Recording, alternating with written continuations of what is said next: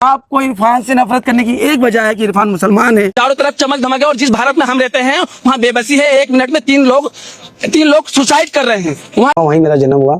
तो जली बुनी लाशें, बाढ़ से डूबते आशियाने, जिंदा लटकती लाशें, अनाथ होते बच्चे, घरेलू हिंसा, तंगी, भुखमरी, गरीबी, बेबसी, निराशा। उस नरक साल तक तो पापा के साथ बर्फ का काम ही चलता रहा। फिर झुग्गी टूट गई, फिर इधर उधर मेहनत मजदूरी जैसे जो मिला वो करते रहे। फर्श से अर्श तक पहुंचे एक सिलम बस्ती से निकले हुए लड़के की कहानी आपको झंझोड़ देगी, आप रोने पर मजबूर हो जाएंगे। हेलो दोस्तों, welcome back to my YouTube channel. जैसे कि आपको पता है, वायरल हुए मोहम्मद इरफान जो सीजेपी प्रोटेस्ट से वायरल हुए, जिसके कई सारे वीडियो, कई सारी न्यूज़ चैनल ने उन्हें इन्वाइट किया और कई सारी उनकी शायरियाँ काफ़ी तेज़ी से वायरल हो रही हैं। आप सब ने देखा होगा, उनकी कहानी भी सुनिएगा कि वो क्या कहानी है, उस वायरल होने के पीछे क्या दर्द है, उस कामयाबी के पीछे क्या दुख है, क्या क्या उन्होंने झेला अपनी ज़िंदगी में और क्या क्या उनके साथ गुजरा। आज वो वायरल हैं, सभी उन्हें जानते हैं और उनका ये शायराना अंदाज और बात करने का तरीका और एक सिलम बस्ती से निकला हुआ लड़का आज आसमान पर है और हर व्यक्ति उसको जानता है। आप देखिएगा क्या कहते हुए नजर आए मोहम्मद इरफान, और आपकी क्या राय है इसमें, वीडियो देखकर कमेंट जरूर करना और हमारे चैनल को सब्सक्राइब करना। धन्यवाद। आपको इरफान से नफरत करने की एक वजह है कि इरफान मुसलमान है। हाँ, मैं मुसलमान हूँ, लेकिन हजार वजह है कि आप मुझसे प्यार करें। लेकिन आप पे मैं छोड़ता हूँ। क्या आप एक वजह से मुझसे नफरत करना चाहेंगे या हजार वजह से मुझे प्यार करना चाहेंगे? मुझे दुनिया से कोई नहीं लालच है, मुझे कोई चाहत नहीं है। मैं ना कभी वायरल था, ना मैं आज वायरल हूँ। मैं इस देश के नौजवानों, गरीब, किसान, मजदूर, शोषण और मेहनत कश आबादी का हिस्सा हूँ और इसी तरीके से अपने लोगों की, इस आबादी की आवाज़ को उठाता रहूँगा। कविता के माध्यम से सुनाता हूँ। मुझको अपने बैंक की किताब दीजिए। मैं सत्ता से पूछ रहा हूँ कि जब बार बार हमारे जीवन को उद्धार और बेहतर करने की बात करते हैं, मुझको अपने बैंक की किताब दीजिए, देश की तबाही का हिसाब दीजिए। गांव गांव जख्मी फिजाएं हो गई, जहरीली घर की हवाएं हो गई, महंगी शराब से दवाएं हो गई। जाइए आवाम को जवाब दीजिए, देश की तबाही का हिसाब दीजिए। लोग जो गरीब थे हकीर हो गए, अब तो गरीब से अमीर हो गए, यानी हुजूर बेजमीर हो गए। खुद को बेजमीरी का खिताब दीजिए, देश की तबाही का हिसाब दीजिए। जेब है आवाम की सफाई कीजिए, लूट के गरीबों की भलाई कीजिए। कुछ तो निगाहों को हिजाब दीजिए, देश की तबाही का हिसाब दीजिए।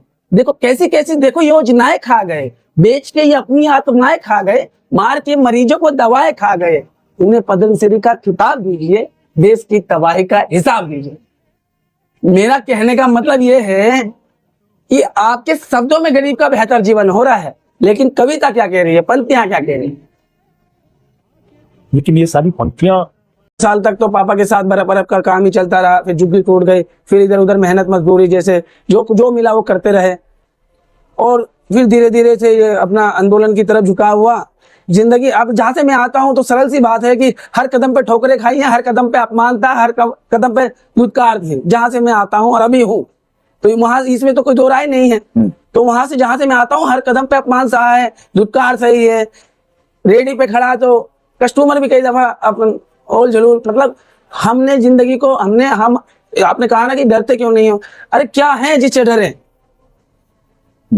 मैं आपकी जेल में पानी नहीं टपकेगा छत पे से मेरे सर पे, पक्की होगी। अगर बात रही मन लगने की, तो जहां आदमी इरफान का जो बचपना है ना, जो मैं कह रहा हूँ रिकॉर्ड पे है। मैं लक्ष्मी नगर की झुग्गियों में मेरा पालन पोषण हुआ, वहीं मेरा जन्म हुआ। तो जली बुनी लाशें, बाढ़ से डूबते आशियाने, जिंदा लटकती लाशें, अनाथ होते बच्चे, घरेलू हिंसा, तंगी, भुखमरी, गरीबी, बेबसी, निराशा। उस नरक मोदी जी जिस इंडिया में रहते हैं वहाँ विप्रो है, सिप्ला है, टाटा है, बिरला है, अंबानी है, अडानी है। चारों तरफ चमक धमक है और जिस भारत में हम रहते हैं वहाँ बेबसी है। 1 मिनट में तीन लोग सुसाइड कर रहे हैं। वहाँ कर्ज है, नशा है, गुस्सा है और ये पेपर लीक है। तमाम समस्या है। उस समस्या पे जब हम सत्ता से सवाल करते हैं तो एंटी नेशनल है और कहते हैं दहशतगर्दों की भी टीम है, डब्ल्यू गैंग वाले हैं। यह हर आंदोलन में, ये CNRC आंदोलन में ये कहते थे, किसान आंदोलन में ये कहते थे, अब ये इस नौजवानों के आंदोलन को भी ये दाग लगा रहे हैं। मैंने उस नेता को देखा है रात को 2 बजे जब वो एम्स जाता है। हाँ। और गरीब लोगों की स्वास्थ्य से जुड़ी पीड़ा को महसूस करता है, तो मेरे जैसे मेहनत कश आबादी को उम्मीद जागती है कि हाँ ये नेता है। किस नेता की बात? मैं सुना रहा हूँ। जब वो ऑटो ड्राइवर से बात करता है, वो श्रमिक मैशनों से बात करता है, राजमिस्त्रियों से बात करता है, वो मोची से बात करता है, वो अलग अलग फील्डों में जाके मजदूरों से बात करता है, तो मुझे लगता है कि हाँ ये देश को समझता है, और हम उससे वादा लेंगे, कि सर जब आप सत्ता में आएंगे तो देश की बड़ी मेहनत का आबादी को के अधिकारों से उसे वंचित नहीं होगा। किस नेता की बात अब वो समझ गए हैं, लोग समझ गए।